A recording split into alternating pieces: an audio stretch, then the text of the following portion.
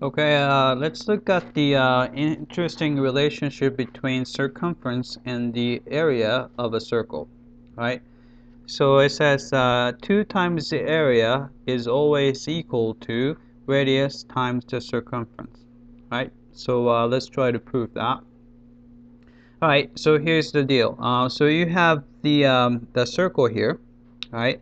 So what we're gonna do is we're gonna split into so 360 here and into n equal angle and form n polygon using this. So here's the radius right here. So this is the radius.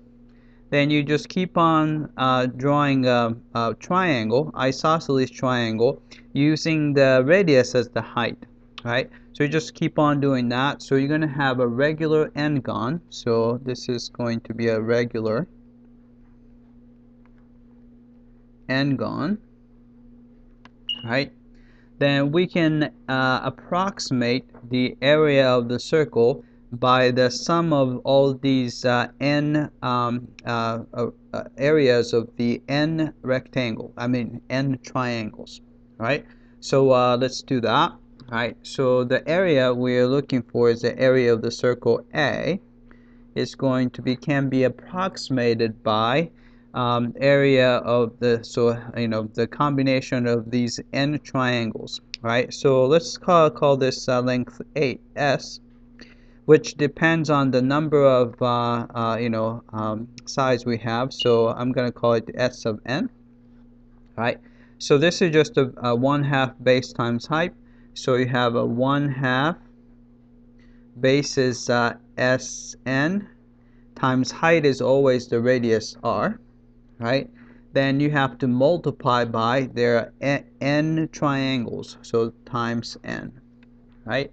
So we have that, but this is approximation, so basically we're just adding up all these areas of triangles. So we just combine all these triangles together, right? So this is the approximation, but you can see that as you increase the number of triangles, the approximation gets better and better and better, and eventually becomes precisely the area. So what we're going to do is take the limit as n approaches infinity, right? So we take the limit of this quantity, right? Then we can simplify that. So r is has nothing to do with n. It's always fixed, and 1/2 is a constant. So I'm going to pull out r and over 2, right?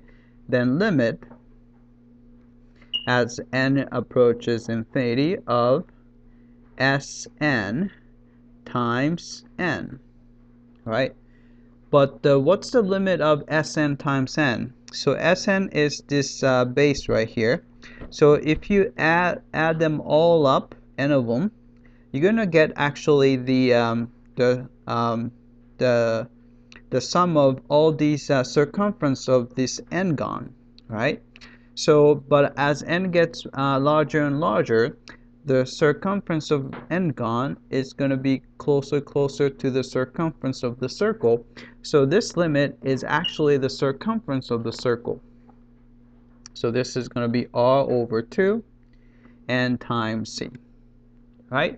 Then we have exactly what we want. We just have to multiply both sides by 2. So a times 2 is 2a, and 2 times r over 2c is rc, right?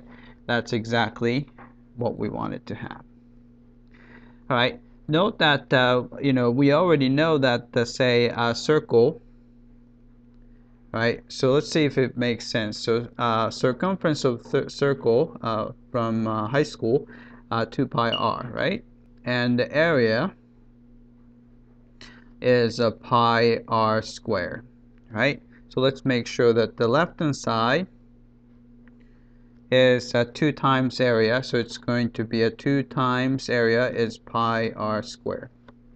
Right hand side is r times c, so if you multiply r times 2 pi r would be 2 pi r squared, right? So you can see that these guys are equal to each other.